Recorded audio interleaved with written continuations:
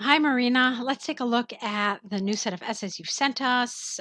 This one is about fathers taking care of their children while mothers work. Let's see what you wrote. The traditional belief that men are breadwinners while women are in charge of housekeeping and raising children has changed over the last few decades, especially in the West. I believe this shift was caused mainly by economic reasons, and it has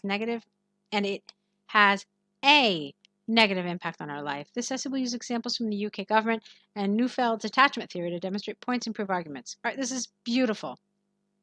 Just that one little error with the article right here, but other than that, it's really so clear, so cohesive, a nice, solid introduction. Let's move on.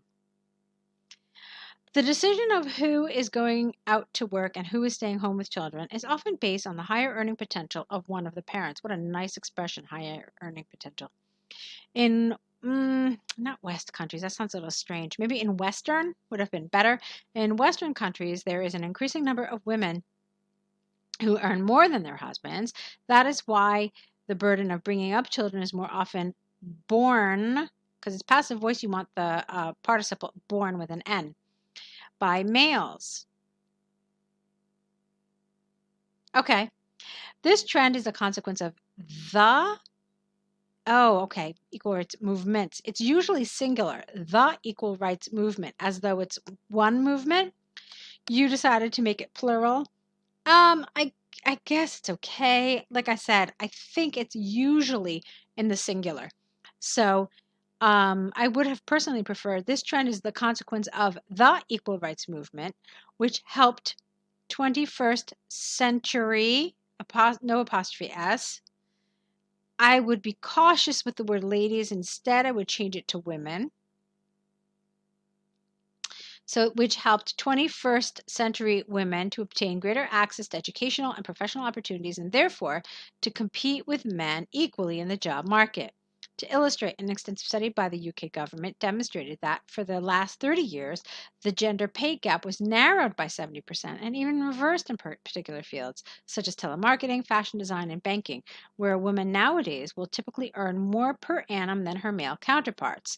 Thus, recent socioeconomic changes and financial needs of families forced fathers with lower salaries to take care of household chores and children.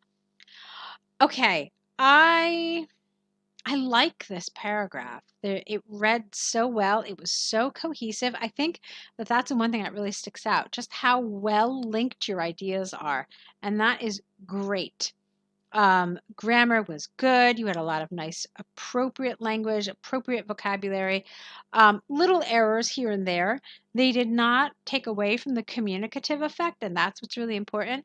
So I thought this was a really very well written paragraph. I'm really quite happy with it. I just want to double check the task, and this is something that you should also be in the habit of doing.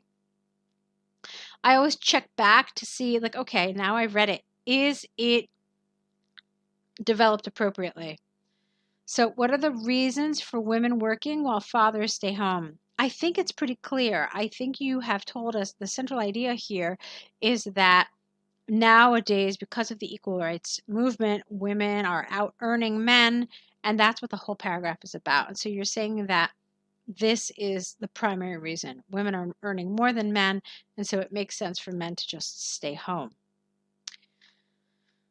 Okay, and so you kind of take it as a given that somebody will stay home with the children, and therefore it's men in these instances. Okay, I'm fine with it. Like I said, I thought it was really well written. I just have to double check that it's actually fully answering the topic, and I feel very satisfied that it is. So let's look at the next paragraph, which is supposed to talk about whether it's a positive or a negative development. Just double check. Yes. So careful with this. Although never takes a comma after it, it's not like however, so don't confuse them. Although it needs to have two clauses. So let's say, let's get rid of this comma. So, although an equal opportunity to build a successful career is without a doubt a positive development for women, it could bring a negative outcome for society. Yeah, perfect. Just get rid of that comma. We never put when although is in the front position in the beginning of the sentence, we never put a comma after it. This is largely because infants have a strong connection with their mothers that is necessary for the normal development. Moreover, okay, you could have said something more about this rather than just going into a moreover. You could have developed this. You could have given us some sort of statistics, some sort of something. Okay.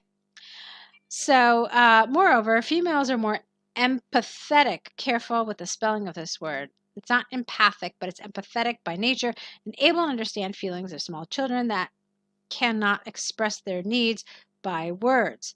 All right, here you need to be careful with the grammar because when you have this that clause, it's almost as if the mothers, the females, cannot express their need. Well, it's a little awkward. So I want to fix this just to make it read more clearly. Moreover, females are more empathetic by nature and able to understand the feelings of small children. Maybe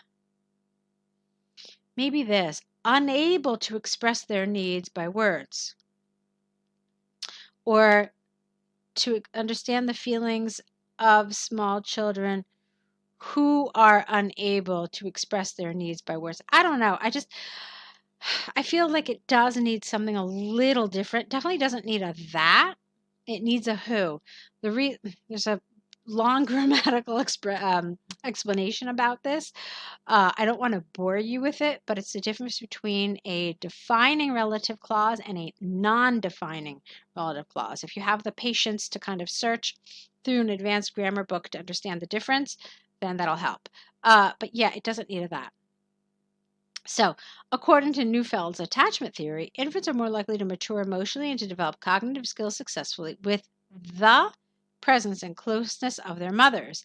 Even if fathers can provide children with comfort and care, there is powerful interconnection. There is a powerful interconnection between children and their mothers that needs, here you need an S because it's the connection that needs to be supported by their physical interaction. Therefore, there is a chance that the generation that was brought up by fathers would be less mature and emotionally unstable. Beautiful.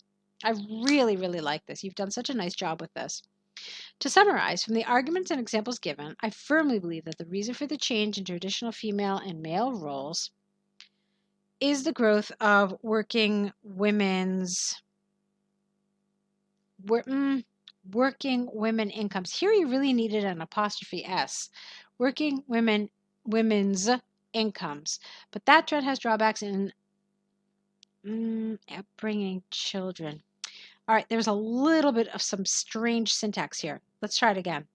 But that trend has drawbacks in raising children for society. Okay, that sounds better rather than upbringing.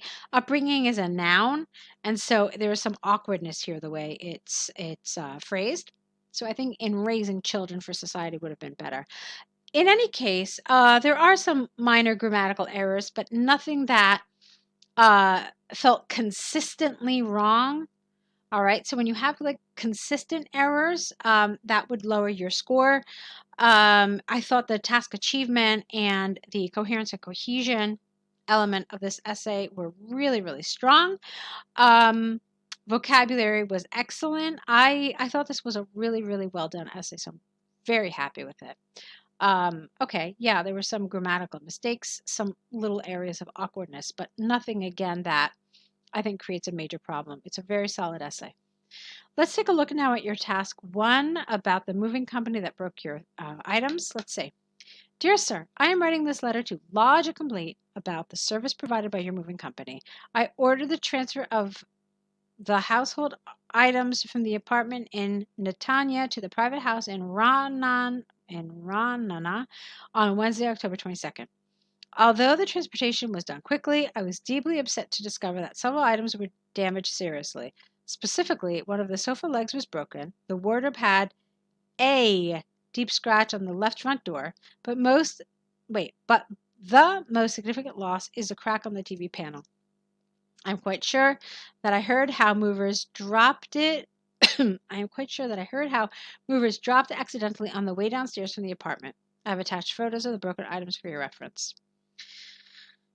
As per the terms and conditions of the service, your company is obliged to refund the cost of any items damaged in transfer. I would not have claimed any compensation if there was no such critical damage to the TV. I could tolerate furniture breakage because it can be fixed relatively easily, but the cracked TV screen cannot be repaired. Therefore, I kindly request you to initiate the refund process. Should you require any further information, do not hesitate to contact me. I'm looking forward to your answer. Best regards. Okay, excellent. Excellent. Really nice. Read very easily. I got through it. It was accurate. The tone was so appropriate. It's a great job, Marina. I really want you to feel very good about this.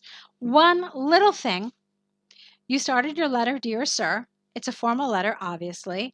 So the conventions of letter writing tell us that when you do not know the name of the person you were writing to and you refer to him as Dear Sir, Madam, Dear Hiring Manager, Dear Editor, whatever, when you don't know the name of the person you're writing to, the closing should be yours faithfully. Okay? It's a convention. You just kind of have to do it so that you show the examiners you understand this. That's all. Minor detail. But like I said, I would like you to just keep that in mind and do it because everything else was really, really beautiful. I'm very happy with this. I want you to feel good about it. I hope you feel good about it. You're doing great. We have more essays, I believe. Yeah, I don't think you've finished. I think you've got one more. So go ahead and get started with it. I'm excited to see what you write. And let's meet back here with that next set of essays. So good luck.